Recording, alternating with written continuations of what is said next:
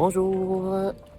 Alors, aujourd'hui, on va aller visiter les montagnes enflammées, les Flaming Mountains. Fait que ça va être ça le plan pour la matinée.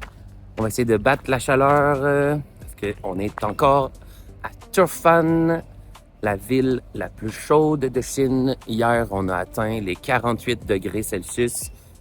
Heureusement, c'est vraiment sec.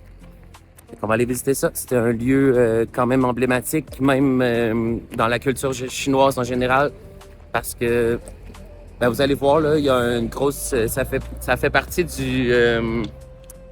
d'un très célèbre livre qui s'appelle... Traduit en anglais, c'est Journey to the West. Vous voyez le relief dans les roches, les genres de crevasses. C'est justement ça qui donne cet aspect-là, surtout au coucher du soleil. Ça donne un effet enflammé. C'est pour ça qu'ils ont donné ce nom-là. On a vraiment un corridor à l'entrée qui est dédié au fameux livre Journey to the West. D'ailleurs, je vous invite à... ils l'ont en série, ils ont une télésérie, ça quand même commence à dater, mais c'est super intéressant, surtout pour comprendre la culture chinoise, là, c'est quand même très intéressant. Les Chinois, ils se servent de cette série-là, parce que traduit en anglais, ils se servent de cette série-là souvent pour apprendre l'anglais.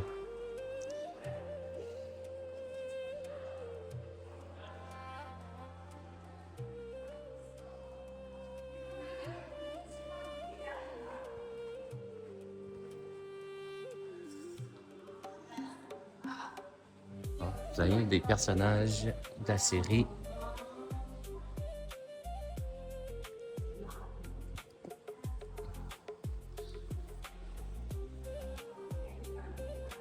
Donc on a toute la formation rocheuse, toute une maquette.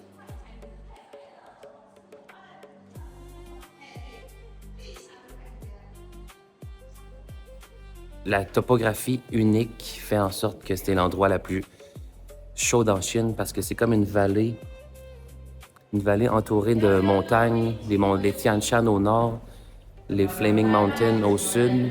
Fait que ça fait comme un bol qui garde toute la chaleur puis qui bloque le vent. Fait que c'est pour ça qu'il fait 48 le jour en été. Donc ici, on a d'autres personnages. Ah, c'est des... Ok, non, c'est des... Lui, c'est un moine bouddhiste. Je pense que c'est des personnages marquants de l'histoire de...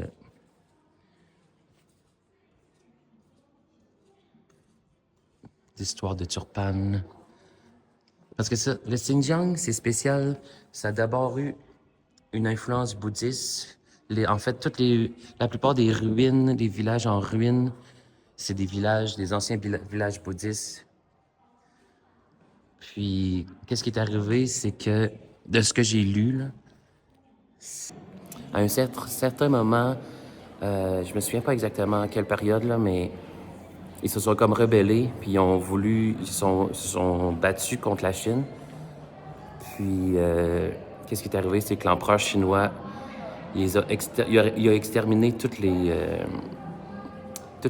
Ouïghours bouddhistes. Fait que là, c'est pour ça que maintenant, tous ceux qui restent, ou la plupart qui restent, sont musulmans. Vous voyez, on a un thermomètre géant parce que, c'est ça, ici, c'est reconnu pour la température au sol peut atteindre 75 à 80 degrés. Ils font même cuire des œufs dans le sable. On a une belle vue ici, justement, sur les montagnes.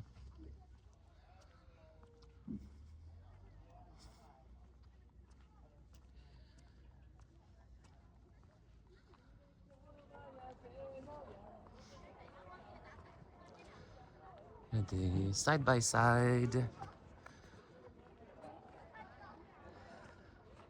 Il y a l'air d'avoir des chameaux.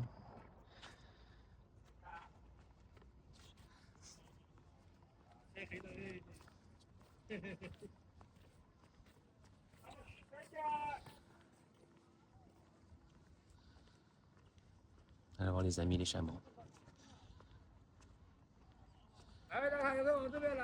C'est ce que tu là, ça c'est le. C'est encore par rapport à Journey to the West. C'est le personnage principal là, de la série, du roman plutôt. Ok. Se repose un peu à l'ombre, ça fait du bien. On peut voir là. Je me demandais c'est quoi que les gens mangeaient. Il fait tellement chaud là. Le sable est tellement chaud que ils font cuire des œufs. Très sur le sable.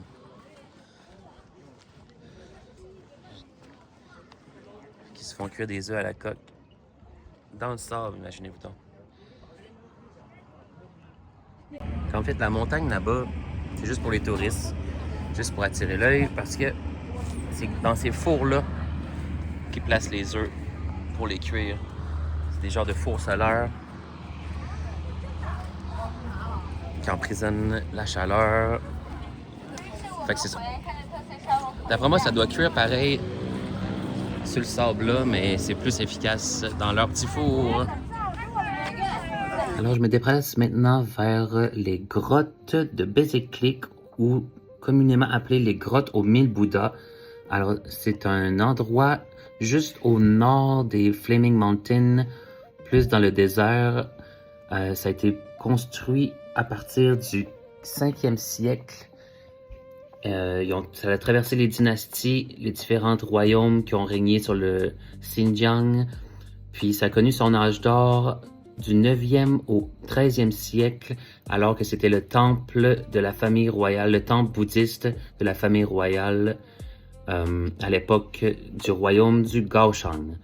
Ça a été par la suite abandonné avec l'islamisation de la région, puis redécouvert au 20e siècle par des archéologues qui ont malheureusement pillé la majeure partie des artefacts.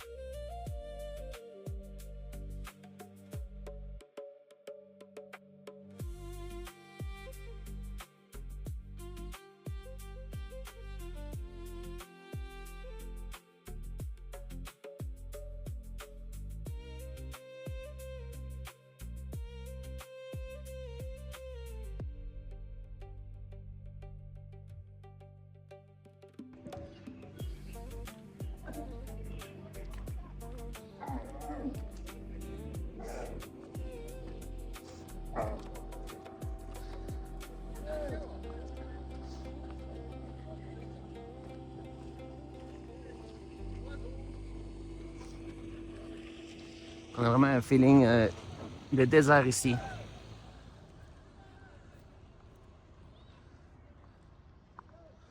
Au cœur des Flaming Mountains, montagne enflammée. On va voir ça. Je pense que pour avoir un billet, c'est là-bas. Bon, fait que j'ai mon billet, guys. On va aller voir ça. C'est les caves des 1000 Bouddhas. On va aller voir ça. C'est vraiment beau. Regardez autour, là. Je sais pas si vous pouvez voir. C'est écœurant.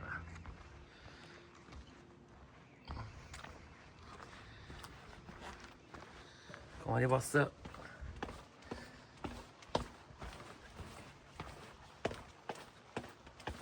On peut déjà voir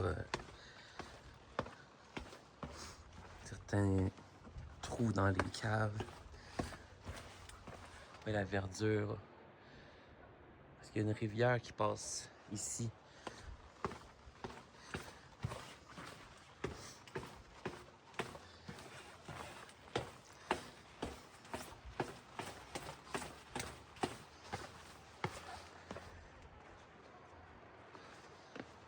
C'est vraiment spécial. L'espèce d'oasis qu'on voit en bas.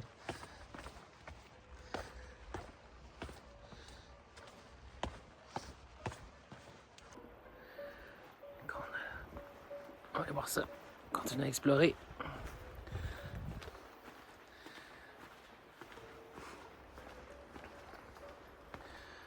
Vous voyez, c'est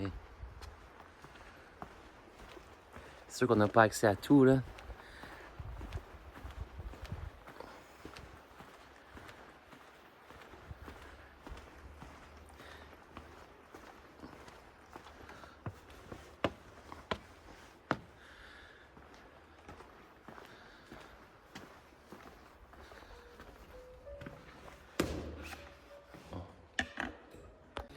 Donc, je peux malheureusement pas filmer l'intérieur des grottes, mais ce que je peux vous dire, c'est que c'est vraiment beau.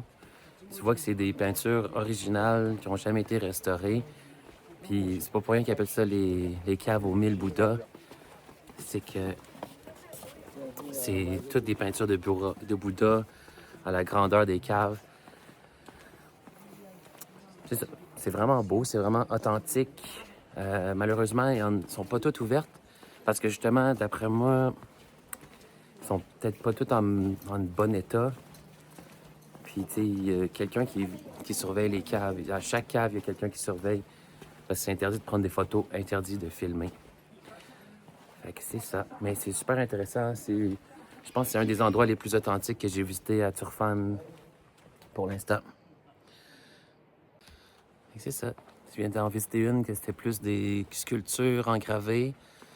Malheureusement, c'est comme c'est extrêmement vieux. C'est pas toutes les parties qui sont bien encore présentes, mais tu vois comme la forme.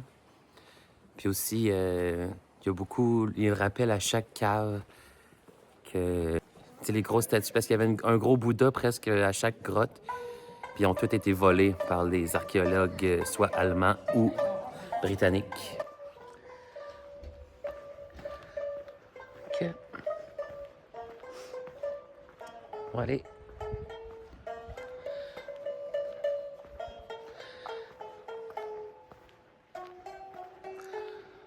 On va aller descendre en bas ici, explorer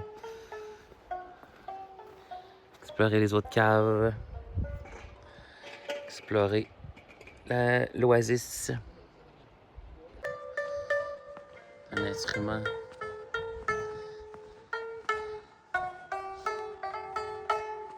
C'est un instrument traditionnel ouïghour. C'est une espèce de petite guitare.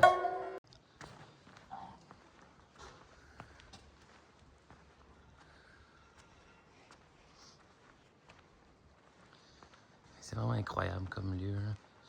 C'est la première fois que je visite un oasis dans ce genre-là. Surtout un oasis qui était... Regardez, il y a une vache là-bas.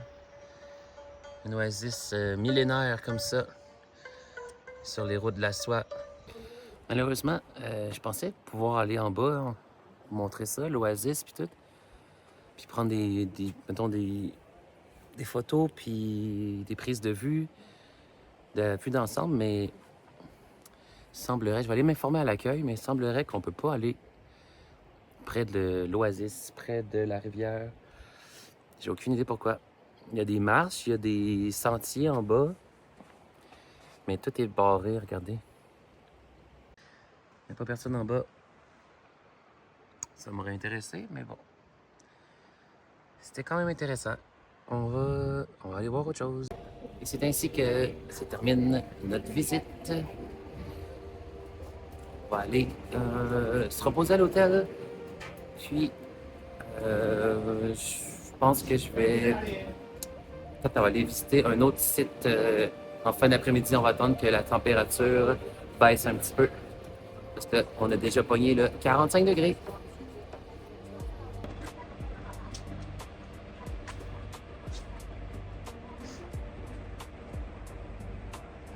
Ils sont courageux, en tout cas. À midi, de même, aller sur un chameau dans le désert. Là. On va passer mon tour. Bon, ben, petite aventure. Ça fait 1 heure que j'attends pour avoir un taxi. Puis il n'y en avait aucun qui arrivait. C'est la première fois que ça m'arrive en Chine. Mais c'est la première fois que ça m'arrive à Turfan aussi. Je m'y attendais un peu. C'était juste que là, c'est un peu paniquant parce que je suis au milieu de nulle part, même si c'est un site touristique. Mais là, j'ai demandé à mon nouvel ami, juste derrière moi, qui s'occupe des locations ici. Les locations de 4 roues et les locations de VTT et de side-by-side. Fait que là, il m'a trouvé un de ses amis qui va venir me chercher, qui va m'amener à mon hôtel. Fait que c'est la magie de voyager avec pas trop de plans puis pas trop de guides. Ça fait partie de la game.